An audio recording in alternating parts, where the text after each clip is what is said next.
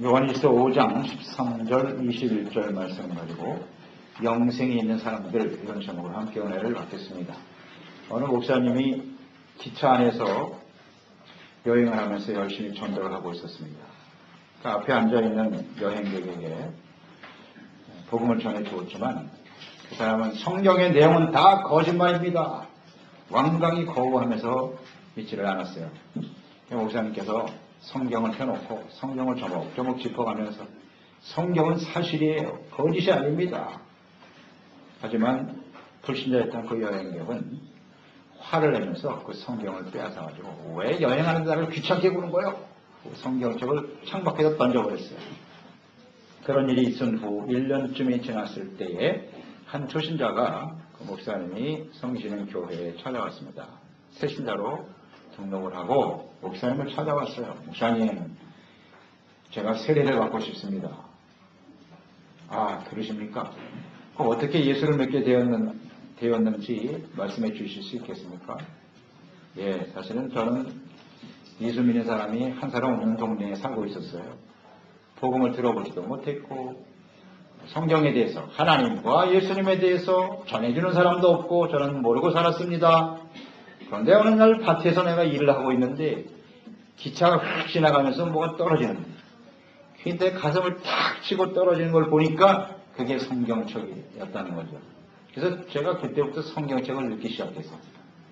성경을 읽다 보니까 하나님이 있다는 걸 알게 됐고 예수 그리스도가 누군지를 알게 됐고, 그래서 제가 죄인이라는 사실을 깨닫고 회개하고 제가 예수님을 영접하게 되었습니다.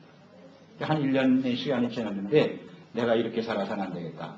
그래서 교회에 나가서 세례받고 그리스도인으로 살아야 되겠다 결심하고 그 성경책에 기록된 그 교회, 그 목사님을 찾아서 제가 이렇게 오게 되었던 것입니다. 이렇게 고백을 했다 그래요. 불신자, 그 완악한 여행객은 구원받을 기회를 놓쳐버렸죠. 던져진 성경이 그 농부에게는 생명의 씨앗이 되고 구원의 은총을 입게 되었다는 것이죠. 그렇습니다. 성경은 이렇게 영생을 주는 하나님의 말씀인 것입니다. 요한복음 20장 31절에 보면 오직 이것을 기록함은 너희로 예수께서 하나님의 아들 그리스도이심을 믿게 하려 함이요 또 너희로 믿고 그 이름을 힘입어 생명을 얻게 하려 함이니라 그랬습니다. 오늘 본문 요한일서 5장 13절에 말씀합니다. 내가 하나님의 아들의 이름을 믿는 너희에게 이것을 쓰는 것은 너희로 하여금 너희에게 영생이 있음을 알게 하려 함이니라. 어떤 사람이 영생을 얻게 된다고요? 하나님의 아들의 이름을 믿는 너희에게. 성경 말씀을 기록한 사도 요한은 성경을 기록한 목적이 어디에 있다고요? 예수님이 하나님의 아들이요 그리스도이심을 모든 사람들이 알고 먼저 알아야죠. 들어야 알 거 아니에요. 배워야 알지요. 그 다음에 믿고 영생을 얻게 하려 하심이니라. 그게 성경에 기록된 겁니다. 그래서 성경을 우리가 배우고 듣고 묵상하는 이유는 예수 그리스도로 말미암아 주시는 영생을 얻고 구원, 하나님의 자녀로 또 하나님이신 은혜와 축복을 누리며 살아가기 위함입니다. 예수님께서도 요한복음 5장 39절에 말씀하시기를 너희가 성경에서 영생을 얻는 줄 생각하고 성경을 연구하거니와 이 성경이 곧 내게 대하여 증언하는 것이니라 이렇게 말씀하셨어요. 그러니까 성경 전체의 내용은 예수 그리스도십니다. 하나님이 보내실 하나님의 아들 그리스도를 믿음으로 말미암아 생명을 얻게 하는 것입니다. 예수 그리스도 안에 영원한 생명이 있습니다. 요한일서 5장 11절로 12절 말씀에서 우리가 보았죠. 또 증거는 이것이니 하나님이 우리에게 영생을 주신 것과 이 생명이 그의 아들 안에 있는 그것이라. 아들이 있는 자에게는 생명이 있고 하나님의 아들이 없는 자에게는 생명이 없느니라. 그렇습니다. 예수님이 하나님의 아들이신데 사람의 몸을 가지고 이 땅에 오신 그리스도라는 사실을 믿는 영생이고 그것을 믿지 않으면 생명이 없는 것입니다. 요한일서는 그리스도인이란 누군가 여기에 대해서 잘 말씀해주고 있어요. 그리스도인은 빛이신 하나님과의 교제를 또 만남을 이루는 사람들이다. 그런 사람들의 마음속에는 기쁨이 충만하다. 또 빛 가운데 하나님과 교제하며 살아가기 때문에 그들은 죄 가운데 살지 않는다는 겁니다. 죄를 깨닫고 회개하고 용서받고 의와 거룩함을 따라 살아가게 되는 것이다. 이런 사람 곧 하나님이 직접 나오신 자요. 하나님 앞에서 살아가는 사람이요. 하나님과 함께 살아가는 사람들이요. 하나님의 사랑을 깨닫고 형제간에 서로 사랑을 실천하며 살아가는 사람들이다. 그 안에 그리스도로 말미암아 영생의 확신을 가지고 살아가는 사람들. 이것이 바로 그리스도인이라고 요한일서는 우리에게 말씀해 주고 있습니다. 오늘 본문은 요한일서의 결론 부분입니다. 예수님을 하나님의 아들로 믿는 사람들의 그 안에는 영생이 있음을 다시 한번 강조하고 있습니다. 그리스도인의 정체성, 그 본질은 어디에 있느냐? 바로 예수 그리스도 안에 있는 생명에 있는 것입니다. 예수님 안에 있는 영생이 그 안에 있는 사람은 그리스도인이고 그 영생이 없는 사람은 그리스도인이 아닙니다. 영생은 하나님의 생명입니다. 하나님의 생명이 우리에게 주어졌다는 것은 하나님이 직접 우리를 낳으신 자예요. 하나님이 아버지가 되고 우리는 아들이 되는 거예요. 이런 관계가 성립이 되는 사람, 그 안에 하나님의 생명, 하나님의 유전자, 하나님의 DNA가 우리 가운데 있는 사람이에요. 그것이 바로 영생입니다. 영생이기 때문에 우리는 하나님을 닮아갈 수밖에 없고 하나님을 사랑하게 되고 하나님을 존경하고 하나님을 경외하고 하나님을 예배하며 순종하는 사람이 되는 것입니다. 이것이 결론이에요. 우리 안에 생명이 있습니까? 이런 하나님의 영생이 들어있나요? 우리 안에 영생이 있는지 어떻게 알 수 있을까요? 우리 안에 생명이 있는 사람들은 어떤 사람들인가요? 첫째, 하나님의 뜻을 알고 하나님께 기도하면서 응답받는 사람. 이 사람들이 바로 하나님의 생명, 영생이 있는 사람들이에요. 14절로 15절 말씀 보세요. 그를 향하여 우리의 가진 바 담대한 것은 이것이니 그의 뜻대로 무엇을 구하면 들으심이라. 우리가 무엇이든지 구하는 바를 들으시는 줄을 안즉 우리가 그에게 구하는 것을 얻은 줄을 또한 아느니라. 무엇을 안다고요? 우리가 기도하고 하나님의 뜻대로 기도하면 하나님은 반드시 들으신다는 겁니다. 그러니까 하나님의 자녀는 하나님이 직접 낳으신 자녀예요. 그러니까 하나님의 아버지고 우리는 아들인 거예요. 아들이 아버지에게 구하는 것처럼 아주 자연스러운 일이죠. 우리 안에 생명과 하나님의 영생이 있는 사람은 하나님 앞에 기도하기 시작하는 거예요. 기도를 통해서 하나님 아버지와 교제하게 되는 것입니다. 하나님의 자녀가 되었다는 것은 하나님의 생명의 씨앗이 우리에게 심겨져 있기 때문에 하나님의 영원한 생명이 심겨진 사람들은 끊임없이 기도를 통해서 하나님과 교통하게 되는 겁니다. 여러분 하나님과 기도하고 계십니까? 기도를 소중하게 여기십니까? 기도하는 사람이 생명이 있는 사람이에요, 안에. 기도가 무슨 노동이다. 기도가 무슨 노동이에요. 아버지와 아들이 함께 대화하는 게 노동입니까? 특별하게 신경을 써야 할 수 있는 일입니까? 아주 자연스러운 거 아니에요? 아버지와 자식이 서로 전화 통화하고 교통하는 건 너무나 자연스러운 일이지. 그게 크게 신경을 쓰고 결심을 해야 할 일인가요? 만약에 기도를 그렇게 생각하고 있다면 근본적인 질문을 해봐야 돼요. 내 정말 하나님의 자녀 맞나? 내 안에 하나님의 생명이 들어있는가?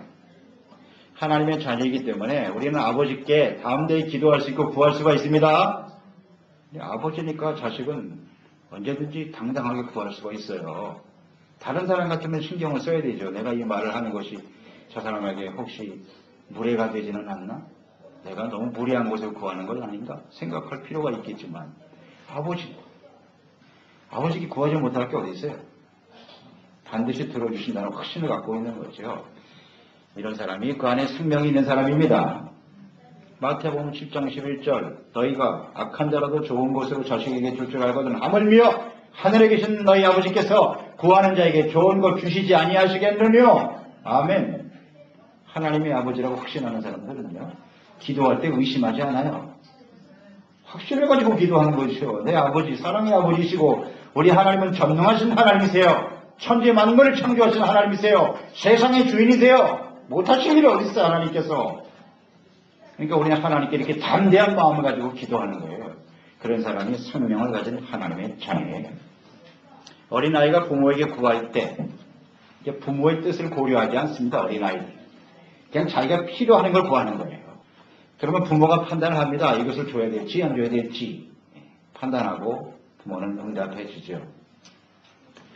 그런데 점점 이렇게 성장하게 되면요, 자기의 뜻보다는 우리 부모님이 어떤 뜻을 가지고 계신지, 부모가 어떤 걸 좋아하는지, 내가 이것을 왜 구해야 되는지, 우리 부모님을 설득할 수 있을 것인지 이런 걸 생각해요. 생각하면서 그 자기의 필요보다는 부모의 뜻에 맞춰서 구할 줄 아는 그런 사람들이 되죠. 그게 성장해가는 과정이에요. 철이 들었다고 생각하죠, 이제. 그러니까 우리가 어렸을 때는 그에 따라서 응답을 해주세요. 하나님께서도 우리가 아직 신앙이 어린 신앙이기 때문에 그에 따라서 응답을 해주시는데요. 중요한 것은 우리가 하나님의 뜻을 전혀 고려하지 않고 오직 자기의 욕심과 자기의 뜻대로만 구할 때 하나님이 주시는 기도의 응답은 대부분 영적 성장에 맞추어져 있어요. 부모의 관심도 보세요. 자녀들이 어떻게 하면 바르게 자랄까, 교육도 잘 받고 올바른 인격을 가지고 성장하게 하는 그런 뜻을 갖고 있잖아요, 부모님들이. 근데 거기에 지장이 있는 것이라면 부모님들은 응답하시지 않습니다. 어렸을 때는 뭐 응답을 하지만은 그러면 더 이상 공부하는 데 방해가 된다든지 인격적으로 바르지 못한 것을 구하면 부모는 언제나 NO, 아닙니다. 만약에 그 말을 안 들으면 바로 채찍으로 들어가는 거예요. 하나님도 그러세요. 우리가 영적으로 어느 정도 성장하게 되면 자기의 뜻보다는 하나님의 뜻에 맞춰서 기도하기를 원하시고요. 그 하나님의 뜻은 언제나 영적 성장에 맞춰져 있다는 것을 알아야 됩니다. 그래서 하나님께서는 우리의 필요를 채워주시는 하나님이시지만 욕심으로 구하는 일에 대해서는 언제나 노라고 응답하시고 그 다음에 인내와 연단으로 응답하시는 분이십니다. 이 하나님을 잘 알아야죠. 그래서 우리의 잘못을 바로잡아 주시고 올바른 영적 성장을 끊임없이 추구하시는 겁니다.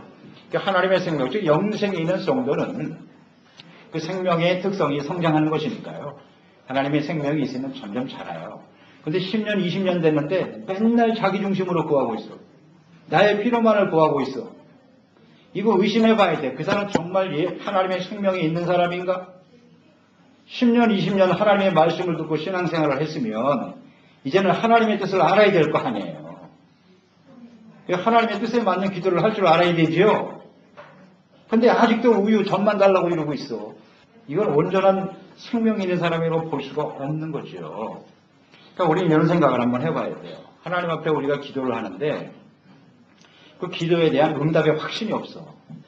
아니면 형식적으로 기도를 한다든지 혹은 기도를 했는데 하나님의 응답하시지 않는다 해서 더 이상 기도를 안 해버리는 거예요. 포기해버리는. 이런 상태의 모습을 가지고 있다면 그 이유가 과연 무엇일까? 한번 생각해 볼 필요가 있지 않겠어요? 왜 지속적으로 계속 기도하지 못할까요? 첫째는 하나님의 뜻을 전혀 알지 못하고 있다는 거죠. 그러니까 하나님의 뜻엔 관심이 없다는 거예요. 아직도 자기 위주로 자기의 뜻만을 나타내려고 하는 그런 기도. 다시 말하면 영적으로 성숙하지 못했기 때문이다. 이렇게 볼 수 있을 거고요. 또 하나는 그 사람 안에 영생이 없다는 거예요. 거듭나지 못한 사람이라고 봐야죠. 하나님의 자녀가 아니기 때문에 기도가 안 되는 거예요. 기도라고 하는 것은요, 언제든지 나의 뜻을 구하기보다는 하나님의 뜻에 맞추는 겁니다. 내 뜻을 하나님의 뜻에 맞추어 가는 것이 기도입니다.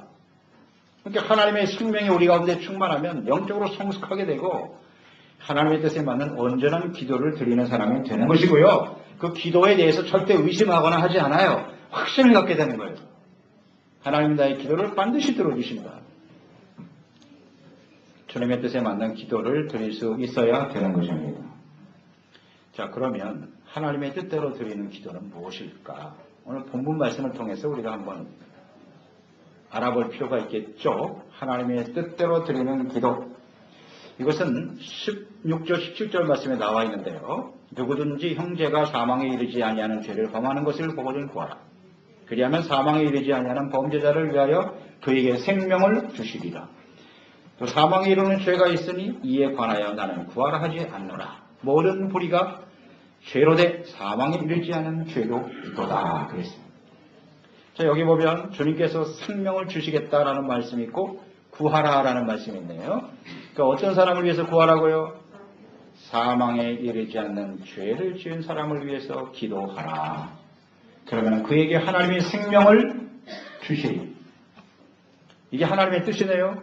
우리가 하나님 앞에 기도할 때 자꾸 자기 기도만 하지 말고 주변의 모든 사람들이 하나님의 말씀을 통해서 죄를 깨닫고 회개하고 용서받고 하나님의 생명을 얻을 수 있도록 위해서 기도하라. 그게 하나님의 뜻이에요. 우리에게 생명을 주신 것은 우리를 통해서 다른 사람들이 내가 그랬던 것처럼 복음을 듣고 말씀을 듣고 죄를 회개하고 깨달았어. 죄사함 받고 의롭다함을 얻고 하나님의 생명을 얻고 하나님의 자녀의 복을 누리며 살아가기를 원하시는 겁니다. 그게 하나님 아버지의 뜻이에요. 그러니까 그 하나님의 뜻을 알고 기도하는 사람이 되어야 하겠습니다. 나만이 아니라 다른 사람을 위해서 기도할 줄 알아야 된다는 거죠. 그게 성숙한 기도 아니겠습니까? 그게 진정한 그 마음속에 하나님의 생명을 가지고 있는 그리스도인들의 모습이겠지요. 그런데 오늘 말씀해 보니까 사망에 이르는 죄가 있고 사망에 이르지 않는 죄가 있다고 말씀하고 계시네요. 사망에 이르지 않는 죄. 죄의 삭은 본래 사망입니다. 죄를 지면 반드시 사망에 이르게 되어 있습니다. 로마서 6장 23절. 죄의 삭은 사망이요 하나님의 은사는 그리스도 예수 우리 주 안에 있는 영생이니라. 죄를 지으면 그 결과는 사망으로 나타나게 되어 있어요. 그런데 영원한 생명은 하나님이 주시는 선물이랍니다. 예수님 안에서 주신 선물이 영생이고 원래 죄를 지면 죽게 되어 있어요. 욕심이 잉태하면 죄를 갖고 죄가 장수하면 사망에 일어나니라. 사람들이 왜 죽게 되었는지 아시겠죠? 에덴 동산으로 가면 사망이 어디서 왔는지 잘 나타나 있죠. 선악을 알게 하는 나무의 열매를 따먹지 말라. 너 그거 따먹으면 정령 죽으리라. 주님 말씀하셨는데 그 말씀을 안 듣고 따먹네. 불순종으로 인해서 그것이 죄잖아요. 그래서 사망 찾아온 거예요. 죄의 삭은 사망입니다. 그러니까 여기서 사망에 이르는 죄와 이르지 않는 죄 이렇게 정리를 해 놓으셨는데요. 사망에 이르지 않는 죄는 무엇일까요? 회개하는 겁니다. 회개하면 언제든지 용서받게 되어 있습니다. 예수님께서 우리의 죄를 위해서 십자가에 죽으셨다. 부활하심으로써 누구든지 주님 앞에 나와 자신의 죄를 깨닫고 회개하면 용서해 주신다. 이게 바로 진리입니다. 그러니까 예수님이 그리스도요 하나님의 아들이심으로 우리의 죄를 용서하셨다는 사실을 믿고 그 앞에 겸손히 자신의 죄를 깨달을 수 있다면 그 사람은 사망에 이르지 않습니다. 그런데 사망에 이르지 않는 죄라는 건 뭐예요? 사망에 이르는 죄는 회개하지 않는 거죠. 성경에 보면 두 가지가 나오는데 율법에 보면 속함을 받지 못할 죄가 있어요. 그게 뭐냐면 고범죄예요. 고범죄. 고의로 죄를 짓는 거예요. 이게 죄라는 걸 알면서 계속 하는 거예요. 반복적으로. 이런 사람은 살 제사가 없느니라 그랬어요. 다시 말하면 회개 안 하는 거죠. 용서받을 의도가 없어요. 이런 죄는 용서받지 못한다 라고 되어 있고요. 마태복음 12장 30절로 31절 신약성경에 보면 예수님께서 하신 말씀이에요. 나와 함께 아니하는 자는 나를 반대하는 자요 나와 함께 모으지 아니하는 자는 해치는 자니라. 그러므로 내가 너에게 이르노니 사람에 대한 모든 죄와 모독은 사하심을 얻되 성령을 모독하는 것은 사하심을 얻지 못하겠고 이렇게 되어 있습니다. 성령 해방죄 이것은 사함을 받을 수 없답니다. 이것이 고범죄하고 같은 의미예요. 예수님께서 하나님의 아들이고 예수님을 통해서 죄사함 받게 하시고 구원의 은총을 베풀어 주셨는데 예수께서 하시는 모든 일이 하나님의 뜻이고 또 하나님이 하시는 일이라는 것을 알면서도 고의로 방해하는 거예요. 이게 성령 해방죄예요. 그 성령 해방죄에 해당된 사람이 누구였어요? 당시 예수님 당시에 바리새인들이잖아요. 그들이 하나님을 알아요 몰라요? 누구보다도 하나님을 잘 알고 있는 사람들이에요. 율법을 몰라요? 누구보다도 율법을 잘 알고 있어요. 예수님이 행하신 일을 보세요. 예수님이 행하신 수많은 기적과 역사들을 통해서 그분은 하나님이라는 사실을 믿음이 없는 모든 백성들도 예수님은 하나님의 아들이라는 사실을 고백하고 그를 따르려고 했잖아요. 그런데 그들이 예수님을 하나님의 아들이요 그리스도라는 사실을 알면서도 부인하잖아요. 죽여야 된다. 이런 게 바로 성령 해방죄입니다. 전혀 회개할 의도가 없어요. 하나님이 아무리 말씀을 하셔도 회개를 안 해. 죄라고 주님께서 지적해 주셨죠. 너희는 독사의 자식들이야. 너희 아버지는 마귀야. 신랄하게 말씀하셨어요. 너희들이 얼마나 심각한 죄를 짓고 회초랑 묻은 것 같다. 겉은 그럴듯한데 너희 속은 썩었어. 소돔과 고모라가 너희들보다 나을 거야. 주님이 그렇게까지 말씀하셨잖아요. 그러면 막 다리 떨려서라도 하나님을 회개할 것 같은데 무슨 소리? 당신이 뭐야? 십자가 못 박아보면 이게 바로 성령 해방죄입니다. 이런 사람은 전혀 회개를 못하기 때문에 사망에 이를 수밖에 없습니다. 그러니까 우리가 이런 사람들을 위해서 하나님 앞에 끊임없이 기도해야 돼요. 사실 주님께서는 그런 사람을 위해서는 기도하라고 내가 말하지 않는다 그랬어요. 바리새인들 보세요. 예수님께서 마지막 십자가에 돌아가시면서까지 저들이 하는 짓을 모르니까 용서해 주세요. 기도했지만 안 돌아오잖아요. 못 돌아오고 지금 2000년이 지났는데 지금도 안 돌아와요. 유대인들. 그건 우리가 할 수 있는 일이 아니에요. 사실. 그래서 다만 우리는 그런 사람들을 위해서 그 사람이 언제 회개하고 돌이킬지 우리는 잘 몰라요. 모르지만 그냥 인내해 주는 수밖에 없죠. 하나님 긍휼과 자비를 가지고 인내할 뿐이지 그들이 이렇게 돌아와서 구원받는 일 우리가 할 수 있는 일이 아니에요.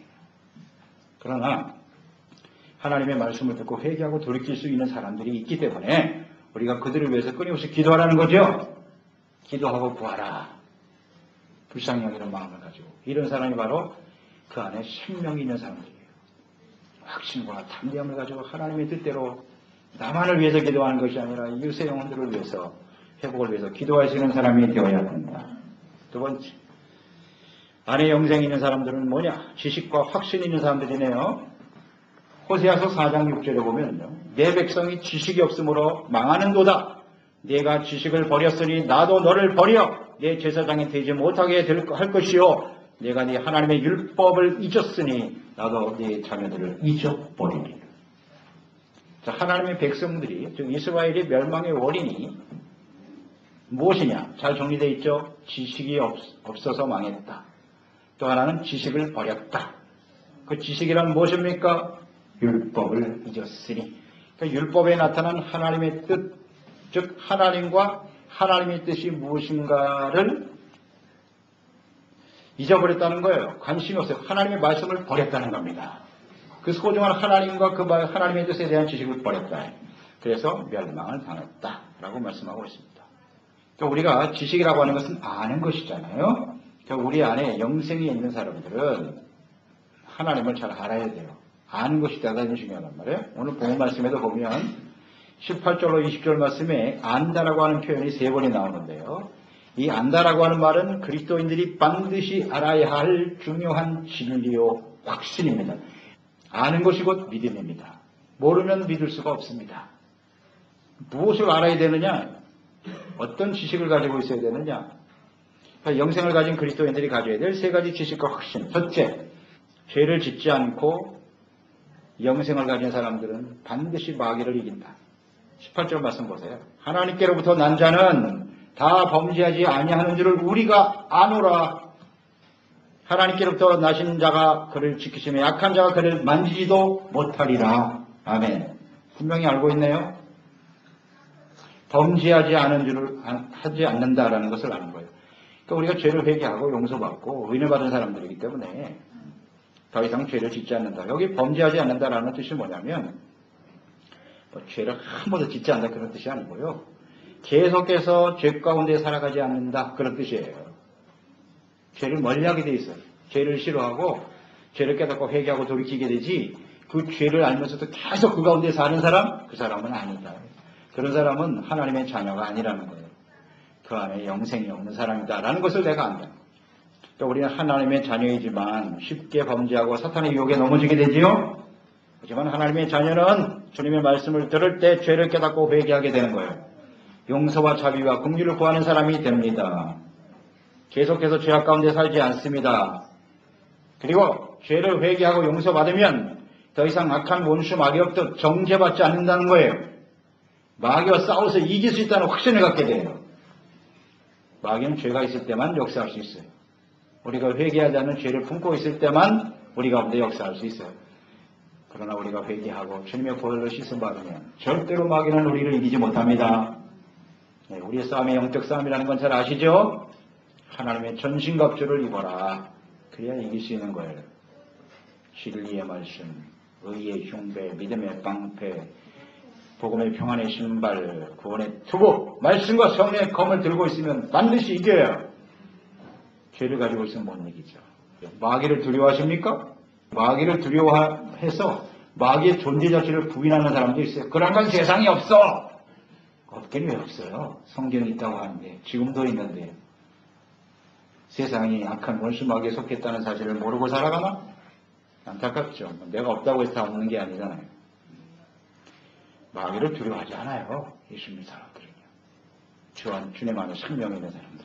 두 번째 뭘 아느냐? 하나님께 속한 자임을 확신하게 된다는 거예요. 내 소속이 어디냐? 이게 아주 분명한 사람들이에요. 19절 보세요. 또 아는 것은 우리는 하나님께 속하고 세상은 어디요? 악한 자 안에 속한 것을 분명히 알게 된다는 거예요. 그러니까 하나님의 생명이 있는 그리스도인들은 비록 세상에 살지만 세상에 속한 사람들이 아닙니다. 세상은 어떤 곳이라고요? 세상은 하나님이 없어요.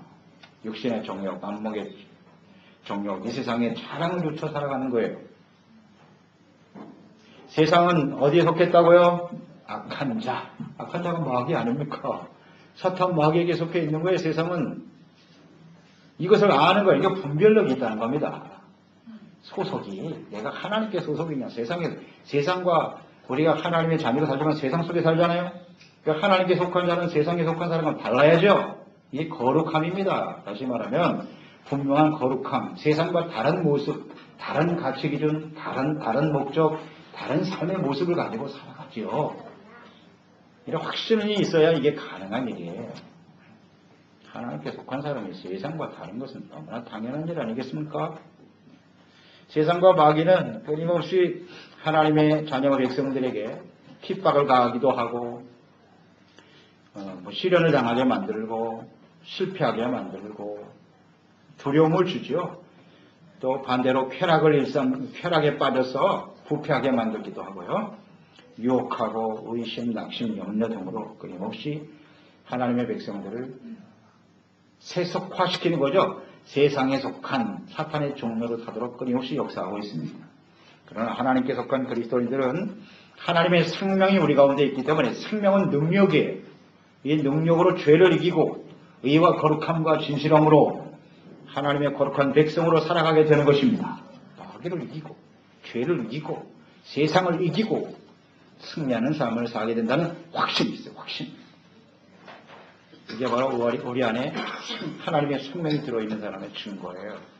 그걸 확실히 아는 사람들.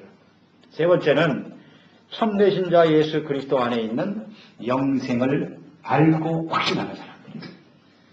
20절 보세요. 또 아는 것은 이것이다. 하나님의 아들이 이르러 우리에게 지각을 주사 엔텐디멘토 우리로 참된 자 베르다데로 알게 하신 것과 또한 우리가 참된 자 곧 그의 아들 예수 그리스도 안에 있는 것을 아는 거예요.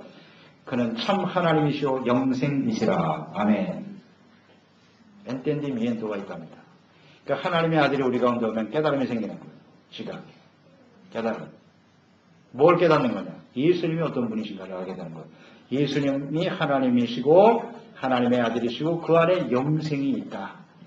그리고 우리가 예수님 안에 주님이 우리 안에 함께 살아가고 있다는 사실을 아는 것이죠. 확신이 있는 거예요. 확신. 그런데 이런 확신이 이런 아는 것이 없는 사람은 믿음이 없는 거거든요. 알아야 믿는 겁니다.